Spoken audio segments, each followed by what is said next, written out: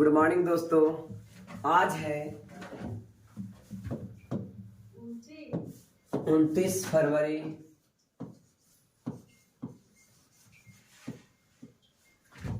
2024। तो आज का करंट अफेयर स्टार्ट करते हैं इस क्वेश्चन के साथ। सॉरी, कहता है कि गगनयान मिशन, जो गगनयान मिशन लॉन्च होने वाला है उसके लिए चुने गए एस्ट्रोनॉट्स, है ना, अंतरिक्ष यात्री। एस्ट्रोनॉट्स यानी अंतरिक्ष यात्री कौन है? आपके पास ऑप्शंस हैं प्रशांत बालकृष्णन नायर, अजित कृष्णन, अंगद प्रताप, शुभांशु शुक्ला, उपरोक्त में सभी। तो इसके राइट आंसर हो जाएंगे उपरोक्त में सभी, यानी सभी के सभी चारों को एस्ट्रोनॉट्स चुना गया है गगनयान मिशन के लिए। चारों को एस्ट्रोनॉट्स चुना गया है किसके लिए? गगनयान मिशन के लिए। ठीक है, चलिए तो आज इसके और डिटेल्स देखते हैं। कहता है भारत के पहले मैन्ड स्पेस मिशन गगनयान के लिए 4 एस्ट्रोनॉट्स को चयन किया गया है। ग्रुप कैप्टन प्रशांत बालकृष्णन नायर, इसमें कैप्टन कौन होंगे? तो प्रशांत बालकृष्णन नायर इसके कैप्टन होंगे। Group captain Ajit Krishnan, group captain Angad Pratap और विंग कमांडर कौन होंगे? शुभांशु शुक्ला। तो ये चारों को एस्ट्रोनॉट्स के लिए चुना गया है गगनयान के लिए, गगनयान मिशन के लिए जो एस्ट्रोनॉट्स हैं। तो कहता है कि ये चारों एस्ट्रोनॉट्स बंगलुरु स्थित इंडियन एयरफोर्स के aircraft and system testing establishment के टेस्ट में पायलट्स हैं। तो ये सब एस्टैब्लिशमेंट जो किया गया है, स्थापित किया गया, एस्टैब्लिशमेंट में क्या होता है? स्थापित करना। तो टेस्ट पायलट्स ये लोग हैं और इन्हीं को ये चुना गया है। देखिए, इसरो के द्वारा women robot Vyommitra, women robot कौन? व्योममित्रा। ये देखिए वुमेन रोबोटिक है ये, ठीक है ना। आपने अभी बहुत से चर्चा सुने होंगे रिबोट के बारे में। तो वुमेन रिबोट जिसका नाम व्योममित्रा रहेगा। क्या नाम? व्योममित्रा। गगनयान मिशन से पहले अंतरिक्ष में जुलाई 2024 में भेजा जाएगा। तो अंतरिक्ष में पहला रिबोटिक को भेजा जाएगा और इसका नाम होगा व्योममित्रा। गगनयान का पहला जो उड़ान हुआ था, परीक्षण, इसका टेस्टिंग जो हुई थी वो 21 अक्टूबर 2023 को हुआ था। ठीक है ना, 2023 को हुआ था। और इसमें देखिए गगनयान मिशन से जो इंपॉर्टेंट बातें हैं उसको समझिए कि 15 अगस्त 2018 को पीएम मोदी ने गगनयान मिशन का ऐलान किया था। ठीक है, और गगनयान मिशन इसरो के द्वारा लॉन्च किया गया। किसके लॉन्च किया गया? इसरो के द्वारा। 2025 में ये लॉन्च हो सकता है, जिसमें 4 लोगों को चुना गया है ना, पहला मिशन के बाद ये दूसरा मिशन। तो इसमें 2025 में लॉन्च हो सकता है। यह भारत का पहला स्वदेशी मिशन है जिसमें एस्ट्रोनॉट स्पेस में जाएंगे। यानी ये सब एस्ट्रोनॉट कहां जाएंगे? स्पेस में जाएंगे। ये 25 का लक्ष्य है, तो आप बिल्कुल याद रखिएगा। बहुत से एग्जाम में आने वाले क्वेश्चन में ये आएगा, ठीक है ना। गगनयान 300 से 400 किलोग्राम ऊपर धरती के निचले ऑर्बिट में जाएगा। ठीक है ना, धरती के निचले ऑर्बिट में लगभग कितना? 3 से 400 किलोमीटर ये जा सकता है। अगर यह मिशन कामयाब रहा तो भारत स्पेस में इंसानों को भेजने वाला चौथा देश होगा। अगर यह मिशन कामयाब रहा तो भारत ऐसा चौथा देश होगा जो इंसानों को स्पेस में भेजा है। अब देखा जाए इसमें कौन कौन और 3 देश भेजे गए किसके द्वारा। तो स्पेस में मानव को भेजने वाले यहाँ भी है ना, मानव को भेजने वाले देश सोवियत संघ, जो 1961 में, 1991 में आप लोग को पता होगा कि सोवियत संघ का विघटन हो गया और उसका पार्ट 15 भागों में विघटन हो गया, एक रसिया बचा। ठीक है ना। तो सोवियत संघ 1961 में भेजा गया था सोवियत संघ के द्वारा। अमेरिका के द्वारा भी 161 में भेजा गया लेकिन बाद में, और चीन के द्वारा 2003 में भेजा गया, और भारत के द्वारा 2025 में भेजा जाएगा। ठीक है ना। अगर ये सक्सेसफुल रहा तो भारत ऐसा करने वाला चौथा देश होगा। हाल ही में इसरो द्वारा कुछ मिशन को लॉन्च किया गया है, उसके बारे में देखा जाए तो आदित्य L1 मिशन है ना, जो सूर्य के लिए था, ये सितंबर 2023 में, DS सार मिशन ये 30 जुलाई 2023 को, चंद्रयान 3 14 जुलाई 2023 को, और NVS-01 है ना, ये मई 2023 को भेजा गया। आपको ये क्वेश्चन याद रखना है कि 14 जुलाई 2023 को क्या चंद्रयान 3 लॉन्च किया गया था, जो सक्सेसफुल रहा दक्षिणी ध्रुव पर। आज का ये क्वेश्चन नंबर 2 है मेरे प्यारे साथियों। क्वेश्चन नंबर 2 है, राष्ट्रीय विज्ञान दिवस कब मनाया जाता है? राष्ट्रीय विज्ञान दिवस कब मनाया जाता है? आपके पास ऑप्शंस है 25 फरवरी, 22 फरवरी, 23 फरवरी, 28 फरवरी। तो मेरे प्यारे साथियों इसका राइट आंसर हो जाएगा 28 फरवरी, है ना। राष्ट्रीय विज्ञान दिवस 28 फरवरी को मनाया जाता है। इसके बारे में डिटेल्स देखते हैं। 28 फरवरी 1928 को, याद रखिएगा ये डेट बहुत इंपॉर्टेंट है। 28 फरवरी 1928 को भारतीय वैज्ञानिक, जो भौतिक वैज्ञानिक सर सीवी रमन द्वारा रमन इफेक्ट की खोज की गई थी, और इसी के जन्मदिन के उपलक्ष्य पर, ठीक है ना, इसी जन्मदिन इन्हीं के उपलक्ष्य पर इसी घटना को याद करने के लिए 28 फरवरी को राष्ट्रीय विज्ञान दिवस मनाया जाता है। और इनको नोबेल प्राइज मिला था, ठीक है ना। तो याद रखिएगा सीवी रमन, ठीक है ना, सीवी रमन से ये संबंधित होंगे। ओके, देखा जाए रमन प्रभाव की खोज के लिए सीवी रमन को 1930 में भौतिक के क्षेत्र में नोबेल प्राइज मिला था। कब मिला था मेरे प्यारे साथियों? 1923 में, है ना, 1930 में नोबेल प्राइज। पहली बार राष्ट्रीय विज्ञान दिवस 28 फरवरी 1987 को मनाया गया था। पहली बार राष्ट्रीय विज्ञान दिवस कब मनाया गया? 28 फरवरी 1987 को, ठीक है ना। 1930 को इन्हें नोबेल प्राइज मिला था। फरवरी माह में और कुछ जो दिवस है उनको देख लीजिए। 21 फरवरी को अंतर्राष्ट्रीय मातृभाषा दिवस, 12 फरवरी को अंतर्राष्ट्रीय मृगी दिवस, 20 फरवरी को अरुणाचल प्रदेश स्थापना दिवस, और 20 फरवरी को मिजोरम स्थापना दिवस। ये दोनों क्लास में मैंने पढ़ा चुका था, है ना। 20 फरवरी को विश्व सामाजिक न्याय दिवस, 20 फरवरी को और क्या मनाया गया? विश्व सामाजिक न्याय दिवस। आज का ये क्वेश्चन नंबर 3 देखते हैं। कहता है रेंगपो स्टेशन किस राज्य का पहला, बहुत भैया ये क्वेश्चन बन जाता है 5 स्टार रेटिंग के साथ, ठीक है ना। 5 स्टार रेटिंग के साथ ये बहुत इंपॉर्टेंट क्वेश्चन बनेगा। रेंगपो स्टेशन किस राज्य का पहला रेलवे स्टेशन बना है? आपके पास ऑप्शंस है त्रिपुरा, नागालैंड, सिक्किम, असम। तो इसका राइट आंसर मेरे प्यारे साथी हो गया सिक्किम। सिक्किम इसका राइट आंसर, यानी रेंगपो स्टेशन जो पहला स्टेशन है, अभी तक यहाँ पे कोई रेलवे रूट नहीं थी सिक्किम में, तो पहला स्टेशन बना सिक्किम में। कौन सा स्टेशन? रेंगपो स्टेशन। अब इसके बारे में और डिटेल्स देखते हैं मेरे प्यारे साथियों। प्रधानमंत्री नरेंद्र मोदी ने सिक्किम के पहले रेलवे स्टेशन रेंगपो स्टेशन की आधारशिला रखी, ठीक है ना। 45 किलोमीटर वाली रेल लाइन परियोजना सिवोक पश्चिमी बंगाल और सिक्किम रेंगपो को ये जोड़ेगा। 2022 में इसकी मंजूरी मिली थी और इसकी आधारशिला रेंगपो स्टेशन की रखी गई है ना। सिवोक रेंगपो प्रस्तावित लाइन 14 सुरंगे और 23 ओवरब्रिज है। इसमें 14 सुरंग, आपको पता होगा जैसा कि सिक्किम एक पहाड़ी वाला देश है तो वहां ज्यादा सुरंग बनाने की जरूरत होगी, ठीक है ना।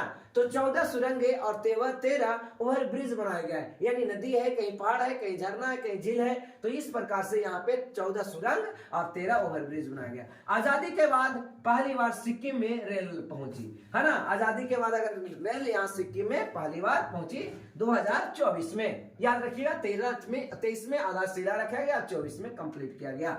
और यहाँ पे देखा जाए भारत में प्रथम क्या क्या चीज हुआ है, तो भारत का पहला गर्ल्स सैनिक स्कूल की शुरुआत मथुरा उत्तर प्रदेश में स्टार्ट किया गया। देश का पहला डार्क स्काई पार्क पेंच टाइगर रिजर्व महाराष्ट्र में है, यहाँ पहला डार्क स्काई पार्क हुआ। अनाथ बच्चों के लिए योजना बनाने वाली पहला राज्य हिमाचल प्रदेश बना। देश का पहला AICT बनेगा लखनऊ, है ना। AICT कौन बनेगा? आर्टिफिशियल इंटेलिजेंस का सिटी बनेगा लखनऊ उत्तर प्रदेश में, याद रखिएगा मेरे साथियों। सिक्किम के बारे में देखिए, ये हमारा प्यारा भारत है ना, और इसका एक छोटा सा राज्य यहाँ पे सिक्किम है जो 3 देशों की सीमा इससे लगती है ना। इस तरफ आ जाइए तो नेपाल होगा, इस तरफ आ जाइए तो भूटान होगा, और ऊपर में हो जाइए तो चीन होगा। तो सिक्किम की राजधानी गंगटोक है। सिक्किम की राजधानी क्या है? गंगटोक है। यहाँ की राजधानी गंगटोक है। यहाँ के राज्यपाल, सिक्किम के राज्यपाल है ना, लक्ष्मण प्रसाद आचार्य जी हैं। कौन है? लक्ष्मण प्रसाद आचार्य जी हैं। ओके, यहाँ के जो मुख्यमंत्री हैं प्रेम सिंह तमांग, है ना। सिक्किम के मुख्यमंत्री कौन है प्यारे बच्चों? प्रेम सिंह तमांग। भारत का पहला जैविक राष्ट्रीय राज्य सिक्किम है।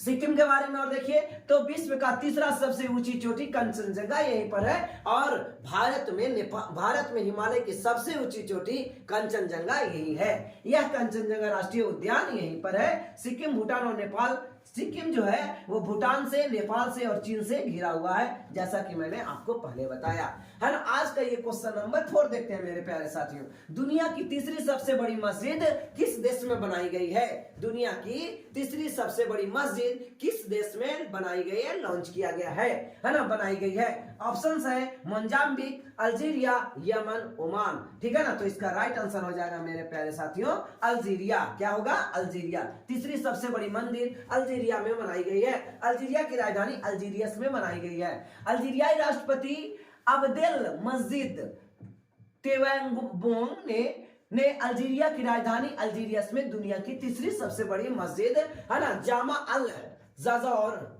जाज़ेर मस्जिद का उदाहरण, ये नाम याद रखोगे, जामा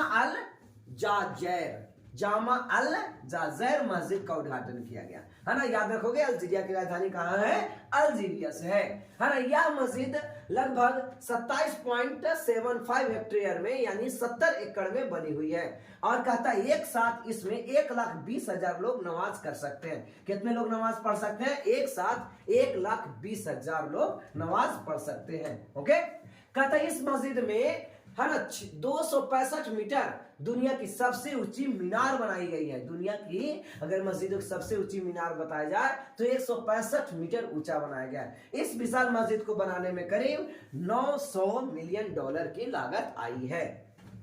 याद रखोगे, ये सब कुछ पॉइंट्स है, याद रखिएगा।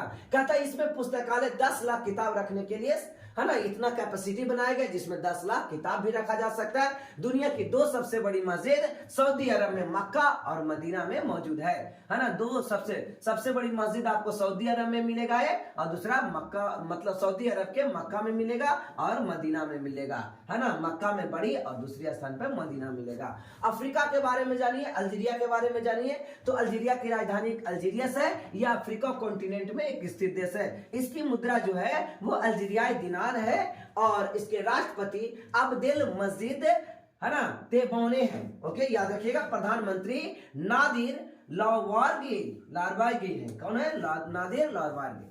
तो आज का ये क्वेश्चन नंबर 5 कहता है अदानी ग्रुप ने किस राज्य में दक्षिण एशिया का सबसे बड़ा गोला बारूद और मिसाइल कॉम्प्लेक्स लॉन्च किया है ना। तो इसके पास ऑप्शंस है छत्तीसगढ़, राजस्थान, हरियाणा, उत्तर प्रदेश। तो इसका राइट आंसर क्या हो जाएगा प्यारे साथियों? उत्तर प्रदेश। योगी आदित्यनाथ की भूमि उत्तर प्रदेश। अदानी ग्रुप ने उत्तर प्रदेश के कानपुर में गोला बारूद और मिसाइल निर्माण के 2 बड़े प्लांट खोलने का ऐलान किया है। यह दक्षिण एशिया का सबसे बड़ा डिफेंस मैन्युफैक्चरिंग कॉम्प्लेक्स होगा। दक्षिण एशिया का सबसे बड़ा डिफेंस मैन्युफैक्चरिंग कॉम्प्लेक्स होगा। याद रखोगे, यह भारत का प्राइवेट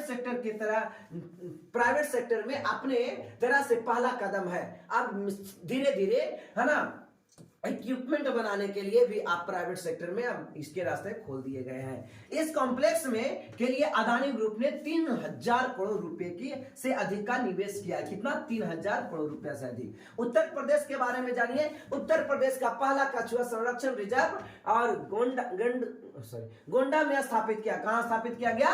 गोंडा में स्थापित किया गया पहला कछुआ संरक्षण रिजर्व, है ना। उत्तर प्रदेश में गोमती नगर रेलवे स्टेशन का उद्घाटन किया गया हाल ही में। ठीक है ना। उत्तर प्रदेश के मुख्यमंत्री योगी आदित्यनाथ ने विधानसभा में बताया कि उत्तर प्रदेश ने सेमीकंडक्टर नीति बनाई है।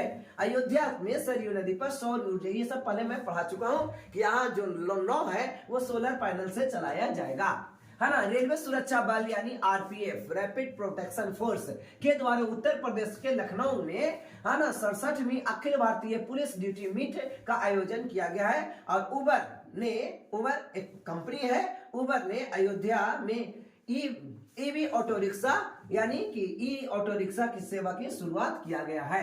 उत्तर प्रदेश सरकार यानी योगी आदित्यनाथ ने आपदाओं के पूर्व चेतावनी के लिए राहत वाणी केंद्र की शुभारंभ किया। ये सब बहुत उत्तर प्रदेश के लिए इंपॉर्टेंट है। कौन सा राहत केंद्र? राहत वाणी केंद्र।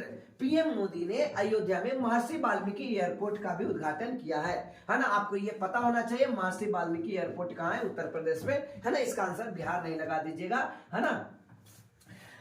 अब कुछ हेरिटेज की अगर बात करें, वर्ल्ड नॉलेज फैक्ट्री में कुछ हेरिटेज की बात करें तो आप देख सकते हो आगरा का किला उत्तर प्रदेश कब इसको वर्ल्ड हेरिटेज में शामिल किया गया, यानी वर्ल्ड हेरिटेज साइट में शामिल किया गया 1983 में। ठीक है। एलोरा की गुफाएं महाराष्ट्र में अवस्थित है, जो 1983 में ये भी वर्ल्ड हेरिटेज साइट में शामिल कर लिया गया। अजंता की गुफाएं महाराष्ट्र में है, ये भी 1983 में शामिल किया गया। ताजमहल उत्तर प्रदेश 1983 में शामिल किया। महाबलीपुरम में स्मारक तमिलनाडु, ये 1984 में शामिल किया गया वर्ल्ड हेरिटेज साइट में। आपको याद रखना है। तो एक ही बार आगरा का लाल किला, एलोरा की गुफाएं, अजंता की गुफाएं और ताजमहल को 1983 में वर्ल्ड हेरिटेज में शामिल कर लिया गया। यानी पहला ये सब चीजें हैं, ये सब स्मारक है जो प्रथम 4 को वर्ल्ड हेरिटेज साइट में शामिल किया गया। उसके बाद अगला जो है महाबलीपुरम में स्मारक को शामिल किया गया था, ये तमिलनाडु में अवस्थित है। सूर्य मंदिर ये भी 84। तो दो चीज, एक महाबलीपुरम का मंदिर और दूसरा सूर्य मंदिर जो कोणार्क उड़ीसा में अवस्थित है, ये भी 1984 में। 85 में आप देख सकते हो, 85 में 3 वर्ल्ड हेरिटेज में शामिल किया गया था 3 स्मारकों को। एक काजीरंगा और राष्ट्रीय उद्यान, केवलादेव राष्ट्रीय उद्यान, मानस वन्यजीव अभ्यारण्य। आप याद रख लो, काजीरंगा राष्ट्रीय उद्यान कहाँ पे है? असम में है। केवलादेव राष्ट्रीय उद्यान कहाँ है? राजस्थान में है। और मानस वन्यजीव अभ्यारण्य असम में है। खजुराहो स्मारक का समूह मध्य प्रदेश 1986 में इसे वर्ल्ड हेरिटेज में शामिल किया गया। आज का ये बच्चों देखते हैं क्वेश्चन नंबर 6 है। मरियम नवाज किस देश की पहली महिला मुख्यमंत्री बनी है? मरियम नवाज, याद रखोगे मरियम नवाज। तो इसके पास ऑप्शन है बांग्लादेश, श्रीलंका, पाकिस्तान, अफगानिस्तान। तो इसका राइट आंसर मेरे प्यारे साथी हो जाएगा पाकिस्तान। पाकिस्तान के पंजाब प्रांत की प्रथम महिला मुख्यमंत्री मरियम नवाज बनी है। इसका संबंध PMLN पार्टी से है और मरियम नवाज 2011 में सक्रिय राजनीति में आई थी और अब जाकर के 2024 में प्रथम मुख्यमंत्री बनी है। मरियम पाकिस्तान के पूर्व प्रधानमंत्री नवाज शरीफ की बेटी है। मरियम कौन है? तो पूर्व प्रधानमंत्री नवाज शरीफ, ये पूर्व प्रधानमंत्री नवाज शरीफ की बेटी है। पाकिस्तान के प्रधानमंत्री शहबाज शरीफ और राष्ट्रपति आसिफ अली जरदारी बनेंगे। ये आपको मैंने बता दिया था। इनका वोट हो गए कि इनका स्पष्ट बहुमत नहीं मिला, तो ये गठबंधन की सरकार बनाएंगे जिसमें पाकिस्तान के प्रधानमंत्री शहबाज शरीफ बनेंगे और राष्ट्रपति आसिफ अली जरदारी बनेंगे। ओके, याद रखिएगा आसिफ अली जरदारी प्रधानमंत्री राष्ट्रपति होंगे। कहां के? पाकिस्तान के। पाकिस्तान के बारे में देखा जाए तो ये भारत के पड़ोसी मुल्क पाकिस्तान है। ये भारत के पड़ोसी मुल्क कौन है? पाकिस्तान है। पाकिस्तान की राजधानी इस्लामाबाद है। यहाँ के राष्ट्रपति है ना अभी वर्तमान में पाकिस्तान के बारे में है ना अली जरदारी है। अली जरदारी बनेंगे। अभी ये आरिफ अलवी, ये कुछ दिन का मेहमान है, ये अली जरदारी अब बनेंगे। और प्रधानमंत्री देखा जाए तो ये वर्तमान में जो कार्यवाहक है अनवर उल हक काकर, लेकिन ये अब बन जाएंगे शहबाज शरीफ। पाकिस्तान की मुद्रा क्या है? पाकिस्तानी रुपया, पाकिस्तानी रुपी है। ठीक है ना। पाकिस्तान के बारे में अगर देखा जाए 4 सूबे है ना, यहाँ पे 4 सूबे हैं। कितने सूबे हैं? 4 राज्य है। पंजाब, सिंध, बलूचिस्तान, खैबर पख्तून। याद रखिएगा 4 राज्य यहाँ पे हैं। पंजाब, सिंध, बलूचिस्तान और खैबर पख्तूनख्वा। कुछ इंपॉर्टेंट महिलाएं हैं, आप इनको देख लीजिएगा। ठीक है ना। यहां से आपका क्वेश्चन निकल करके सामने आएगा तो ये बना लीजिएगा। ओके, चलो।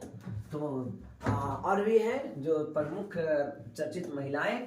आज का ये क्वेश्चन नंबर 7 कहता है सवेरा कार्यक्रम किस राज्य में शुरू किया है? कौन सा कार्यक्रम? सवेरा कार्यक्रम किस राज्य में शुरू किया गया? आपके पास ऑप्शन है हरियाणा, त्रिपुरा, नागालैंड और असम। तो इसका राइट आंसर हो जाएगा मेरे प्यारे साथियों हरियाणा राज्य ने सवेरा कार्यक्रम को शुरुआत किया। हरियाणा राज्य ने सेवा कार्यक्रम को शुरुआत किया। ये नया सवेरा कार्यक्रम का शुरुआत किया। महिलाओं में बढ़ रहे स्तन कैंसर को शीघ्र जांच करने के लिए हरियाणा सरकार ने सवेरा कार्यक्रम के उद्घाटन किया। ठीक है ना। कहता है सवेरा का शुभारंभ एम्स झज्जर में हुआ। एम्स झज्जर में। कहता है मेदांता फाउंडेशन और स्वास्थ्य विभाग के सहयोग से यह कार्यक्रम शुरू किया गया है। 20 स्तर पर लगभग 12% महिलाएं अपने जीवन काल में स्तन कैंसर का शिकार हो जाती है ना। हरियाणा के बारे में देखिए, हरियाणा का स्थापना 1 नवंबर 1966 को हुआ। हरियाणा का स्थापना कब हुआ? 1 नवंबर 1966 को। हरियाणा की सम्मिलित राजधानी चंडीगढ़ है और राज्यपाल यहाँ के बिड़ाड़ू है ना दत्तात्रेय हैं। बंडारू दत्तात्रेय हैं। यहाँ के मुख्यमंत्री मनोहर लाल खट्टर जी हैं। और यहाँ इस प्रकार से हरियाणा का ये मैप है, आप देख सकते हो। यहाँ इतने राज्य है, सॉरी जिला है, जिसमें सबसे इंपॉर्टेंट अभी गुरुग्राम, जो गुड़गांव के नाम से जाना जाता था, ये गुरुग्राम यहाँ पे है, याद रखिएगा।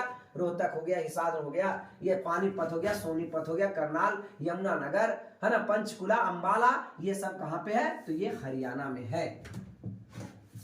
हरियाणा के बारे में विधानसभा सीटों की संख्या यहाँ 90 है। विधानसभा सीटों की संख्या 90, राज्यसभा सीटों की 5 और 10 डबल हो गया, लोकसभा सीटों की संख्या यहाँ 10 है। ठीक है ना। कहता है राज्य के प्रमुख योजना, तो हरियाणा में वन मित्र योजना हरियाणा में शुरू किया गया, और विश्वकर्मा पेंशन योजना राजस्थान में, अबुआ आवास योजना झारखंड में, लाडली बाल योजना मध्य प्रदेश में, और गृह लक्ष्मी योजना कर्नाटक में। गृह लक्ष्मी योजना कर्नाटक में। आज का ये क्वेश्चन नंबर 8, जैन निकोल लाफ्टी ईटन किस देश के क्रिकेटर जिन्होंने T20 इंटरनेशनल मैच में सबसे तेज शतक बनाया? आपके पास ऑप्शंस हैं नेपाल, मंगोलिया, नामीबिया, बांग्लादेश। तो इसके राइट आंसर हो जाएगा नामीबिया, जिसकी राजधानी विंडहॉक है। नामीबिया के बारे में, नामीबिया के बल्लेबाज जैन निकोल लाफ्टी ईटन ने T20 इंटरनेशनल में सबसे तेज शतक बनाने का है ना रिकॉर्ड डाला है, जिन्होंने नेपाल के खिलाफ महज 30 गेंदों पर मात्र 33 गेंदों पर सेंचुरी पूरा किया। कितना गेंदों? 33 गेंदों। इन्होंने 36 बॉल की पारी में 101 रन बनाए। और कहता है ईटन ने 11 चौके और 8 छक्के इसमें शामिल रहा 100 रनों में। ठीक है ना, ये इस प्रकार से आप देख सकते हैं। ठीक है, चलिए क्रिकेट से संबंधित जो ट्रॉफियां हैं ये बिल्कुल बहुत इंपॉर्टेंट होता है। आप इसको एक बार स्क्रीनशॉट लेकर के और इसको रट्टा मार लीजिएगा। ठीक है ना, तो एक बार देख लेते हैं। रोहिटन ट्रॉफी क्रिकेट संबंधित है, GD. Birla cricket, Ranji trophy cricket, Irani trophy cricket, C.K. Naidu trophy cricket, Dilip trophy cricket, और रानी झांसी ट्रॉफी भी क्रिकेट से संबंधित है। इतना ट्रॉफी क्रिकेट। आज का ये क्वेश्चन नंबर 9 कहता है किस देश में प्रधानमंत्री सहित पूरे मंत्रिमंडल ने इस्तीफा दे दिया? आपके पास ऑप्शन है इजराइल, फिलिस्तीन, ईरान और इराक। तो इसका राइट आंसर हो जाएगा फिलिस्तीन, है ना। जितने भी प्रधानमंत्री और मंत्रिमंडल सारे लोग एक साथ इस्तीफा दे दिए। फिलिस्तीन के प्रधानमंत्री मोहम्मद सताए समेत पूरी सरकार इस्तीफा दे दी। प्रधानमंत्री मोहम्मद सताए ने राष्ट्रपति महमूद अब्बास को इस्तीफा सौंप दिया है। महमूद अब्बास यहाँ के राष्ट्रपति, याद रखिएगा। ठीक है ना। फिलिस्तीन के राष्ट्रपति कौन है? महमूद अब्बास। फिलिस्तीन अथॉरिटी के राष्ट्रपति ही राज्य का प्रमुख होता है। यहाँ का राष्ट्रपति क्या होता है? राज्य का प्रमुख। जैसे भारत का भी प्रमुख कौन है? राष्ट्रपति। उसी प्रकार से यहाँ भी राष्ट्रपति। कहता है राष्ट्रपति का चुनाव लोकतांत्रिक रूप से होता है। राष्ट्रपति प्रधानमंत्री की नियुक्ति करता है ना। कतर की मीडिया हाउस अल जजीरा, ये आपको याद रखना है। कतर की मीडिया हाउस क्या है? अल जजीरा। ये कितना बार क्वेश्चन आ चुका है कि कतर की मीडिया हाउस क्या है? अल जजीरा। ठीक है ना। चलिए, तो ये आपको ये नजर आ रहा है, ये जो देश है ये इजराइल है, और ये छोटा सा एक देश बचा है अब ये फिलिस्तीन। पहले फिलिस्तीन बहुत बड़ा हुआ करता था, लेकिन धीरे धीरे इस पर इजराइल ने कब्जा जमा लिया, और एक बार सारा के सारा लगभग इजराइल का ये हो गया। ठीक है ना।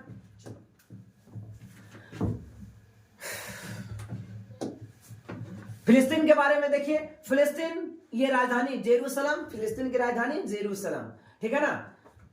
प्रशासनिक केंद्र रमल्ला है, राष्ट्रपति महमूद अब्बास, और यहाँ का मुद्रा मिस्र पाउंड है। जो याद रखिएगा, यहाँ 3-4 प्रकार की मुद्राएं चलती है। आज का ये क्वेश्चन लास्ट क्वेश्चन नंबर 10। ठीक है ना। क्वेश्चन नंबर 10 कहता है जी.डी. बिरला पुरस्कार 2023 से किसे सम्मानित किया गया है? ऑप्शंस है डॉक्टर आदित्य सेन डे, अपूर्व चंद्रा, दीपा भंडारे, सविता कंसवाल। तो इसका राइट आंसर हो जाएगा डॉक्टर अदिति सेन। याद रखेंगे, डॉक्टर अदिति सेन। भौतिक शास्त्र वैज्ञानिक डॉक्टर अदिति सेन डे को क्वांटम सूचना एवं संगणना के क्षेत्र में किए गए कार्य के लिए वर्ष 2030 में घनश्याम दास बिरला पुरस्कार दिया जाएगा। कौन सा पुरस्कार? घनश्याम दास बिरला पुरस्कार दिया जाएगा। ठीक है ना, तो आप इसको याद कर सकते हैं। प्रोफेसर अदिति सेंडे जीडी बिरला पुरस्कार जीतने वाली देश की पहली महिला वैज्ञानिक बनी है ना। तो ये बहुत इंपॉर्टेंट बन जाता है। अगर किसी फील्ड में पहली बनी है और करंट में है तो ये बहुत ज्यादा इंपॉर्टेंट हो जाएगा। तो याद रखिएगा, जीडी बिरला पुरस्कार जीतने वाली प्रथम महिला वैज्ञानिक बनी है अदिति सेन डे, है ना। 2019 में प्रयागराज यानी इलाहाबाद स्थित हरिश्चंद्र अनुसंधान संस्थान में भौतिक विभाग के क्षेत्र में प्रोफेसर के पद पर ये कार्यरत थी और इस पुरस्कार के अंतर्गत उन्हें 5 लाख रुपए और मेडल दिए जाएंगे। ठीक है ना। जीडी बिरला पुरस्कार के बारे में जानिए, क्या है जीडी बिरला पुरस्कार। ठीक है, जीडी बिरला पुरस्कार का उद्घाटन कब, स्थापना कब हुआ था? 1991 में और इसके संस्थापक के बिरला फाउंडेशन है। यह पुरस्कार एक उत्कृष्ट वैज्ञानिक अनुसंधान के लिए दिया जाता है, जिसमें प्रथम महिला को दिया गया है आदित्य सेन डे को, है ना। जीडी बिरला पुरस्कार में यह पुरस्कार 50 वर्ष से कम उम्र के भारतीय वैज्ञानिकों को प्रदान किया जाता है और इसकी राशि 5 लाख है। 2022 में पुरस्कार प्रोफेसर नारायण प्रधान को दिया गया था। ठीक है ना। तो आज हमारा इतना ही क्वेश्चन है। चलिए, थैंक्स।